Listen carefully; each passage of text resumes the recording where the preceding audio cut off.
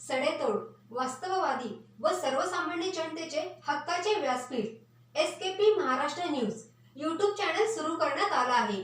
तरी सर्व प्रेक्षकांनी चॅनलला सबस्क्राइब करून नोटिफिकेशन मिळवण्याकरता बेल आयकॉन म्हणजेच घंटी दाबा आणि आमच्या सोबत अपडेट रहा। राज्याचे माजी मुख्यमंत्री आणि महाराष्ट्र काँग्रेसमधील मातब्बर नेत्यांपैकी एक म्हणून ओळख असलेले ज्येष्ठ नेते अशोक चव्हाण हे लवकरच मोठा राजकीय निर्णय घेण्याची शक्यता आहे। सूत्रांच्या माहितीनुसार अशोक चव्हाण यांनी आपल्या आमदारकीचा राजीनामा विधानसभा अध्यक्षांकडे सोपवला आहे आणि तो विधानसभा अध्यक्षांनी स्वीकारला सुद्धा आहे। तसेच त्यांनी विधानसभा अध्यक्ष राहुल नार्वेकर यांची भेट घेऊन चर्चाही केली आहे। या दोघांमध्ये झालेल्या चर्चेचा तपशील अद्याप उघड झाला नाही, परंतु या सगळ्या घडामोडी पाहता अशोक चव्हाण भाजपच्या वाटेवर असल्याच्या चर्चांना पुन्हा एकदा उधाण आलं आहे। या सगळ्यांबाबत अशोक चव्हाण यांच्याकडून स्पष्टीकरण आले आहे। राहुल नार्वेकर यांचा आज वाढदिवस होता, त्यांना वाढदिवसाच्या शुभेच्छा देण्यासाठी मी भेटलो असे अशोक चव्हाणांकडून सांगण्यात आले। मात्र आगामी राज्यसभा निवडणुकीच्या तोंडावर अशोक चव्हाण भाजपमध्ये प्रवेश करू शकतात असा जाणकारांचा होरा आहे। भाजपकडून त्यांना राज्यसभेची उमेदवारी दिली जाऊ शकते। नांदेडच्या राजकीय वर्तुळातही अशोक चव्हाण मोठा निर्णय घेण्याच्या तयारीत असल्याची चर्चा आहे। अनेक कार्यकर्ते आणि पदाधिकाऱ्यांनी भावी खासदार असा उल्लेख करत अशोक चव्हाणांचे स्टेटस ठेवले आहे। अशोक चव्हाण यांचा मोबाईल फोन सध्या नॉट रिचेबल आहे, त्यामुळे नांदेड काँग्रेसच्या वर्तुळात कार्यकर्ते अस्वस्थ झाले आहेत। गेल्या बऱ्याच काळापासून अशोक चव्हाण हे भाजपमध्ये जातील अशी चर्चा होती। राज्यात झालेल्या सत्ता बदलानंतरही अशोक चव्हाण यांच्या मतदारसंघात सरकारने निधी दिला होता। याशिवाय बऱ्याच काळापासून अशोक चव्हाण भाजपमध्ये जाण्याचा विचार करत होते अशी चर्चा होती। राज्यात सत्ता बदल झाल्यानंतर बहुमत चाचणीवेळी मवियाचे काही आमदार सभागृहात उपस्थित नव्हते। भाजपला मदत करण्यासाठीच या आमदारांनी बहुमत चाचणीला येणे टाळल्याची चर्चा होती। यामध्ये अशोक चव्हाण यांचा समावेश होता। काँग्रेस पक्षश्रेष्ठींनी याचा अहवाल मागवून या प्रकाराची गंभीर दखल घेतली होती। या सगळ्या घडामोडींमुळे अशोक चव्हाण भाजपमध्ये जातील अशी अटकळ बांधली जात होती। ही शक्यता अखेर खरी ठरताना दिसत आहे। अशोक चव्हाण भाजपमध्ये येणार का याविषयी उपमुख्यमंत्री देवेंद्र फडणवीस यांना विचारण्यात आले।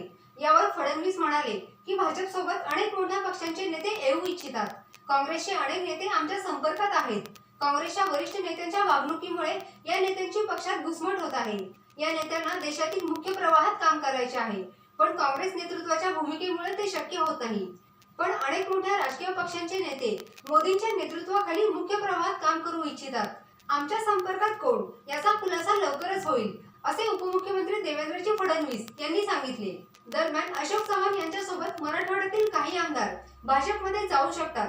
याशिवाय मुंबईतील काँग्रेस नेते नसीम खान आणि चंद्रकांत हंडोरे हे देखील अशोक चव्हाण यांच्यासोबत पक्ष सोडू शकतात। काँग्रेस प्रदेशाध्यक्ष नाना पटोले यांच्या कारभारावर अशोक चव्हाण नाराज असल्याचे सांगितले जाते। सूत्रांच्या माहितीनुसार अशोक चव्हाण हे काल काँग्रेसच्या कोर कमिटीच्या बैठकीला उपस्थित होते, त्यावेळी त्यांची देहबोली फारशी चांगली दिसत नव्हती। परवा त्यांनी काँग्रेसच्या जिल्हा स्तरावरील बैठकीला दांडी मारली होती। गेले 2 दिवस अशोक चव्हाण हे दिल्लीत होते। या ठिकाणी भाजप पक्षश्रेष्ठींची चर्चा केल्यानंतर त्यांनी काँग्रेस सोडण्याचा निर्णय घेतल्याची चर्चा होती। भाजपकडून अशोक चव्हाण यांना राज्यसभेची उमेदवारी दिली जाऊ शकते। आज भाजपची राज्यसभा उमेदवारांची यादी प्रसिद्ध होईल, त्यामध्ये चव्हाणांचे नाव असू शकते। अशोक चव्हाण यांच्या भाजपमध्ये जाण्याच्या चर्चेनंतर काँग्रेस प्रदेशाध्यक्ष नाना पटोले हे तातडीने दिल्लीला जाणार असल्याची माहिती आहे। काँग्रेस हायकमांडने त्यांना दिल्लीत बोलावून घेतल्याची माहिती आहे। गेल्या काही महिन्यांपासून सातत्याने चर्चा सुरू आहे की अशोक चव्हाण आणि त्यांच्यासोबत काँग्रेसचे 7 आमदार भाजपमध्ये प्रवेश करणार, पण अशोक चव्हाण यांनी त्याचे खंडन केले होते। पण आज सकाळपासूनच मी त्यांना फोन करत आहे, पण त्यांचे आणि त्यांच्या स्वीय सहायकांचे फोन बंद आहेत। पण अशोक चव्हाण आजच भाजपमध्ये प्रवेश करतील अशी चर्चा आहे।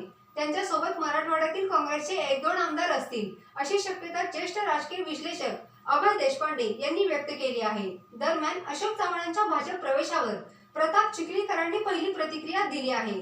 ते म्हणतात, भाजपला कोणाचीही गरज नाही, पण ज्याला गरज आहे तो भाजपमध्ये येतो। अशोक चव्हाण भाजपमध्ये येण्याची अनेक कारणे असतील, त्याबाबत आत्ताच बोलता येणार नाही। अशोक चव्हाण यांच्या येण्याने लातूर, नांदेड आणि हिंगोलीत कोणताही फरक पडणार नाही। मी त्यांना हरवून जिंकलो आहे। या ठिकाणी भाजप अगोदरच बळकट आहे, पण त्यांच्या येण्याने ही बळकटी आणखी वाढेल असे प्रतापराव चिखलीकर यांनी सांगितले आहे।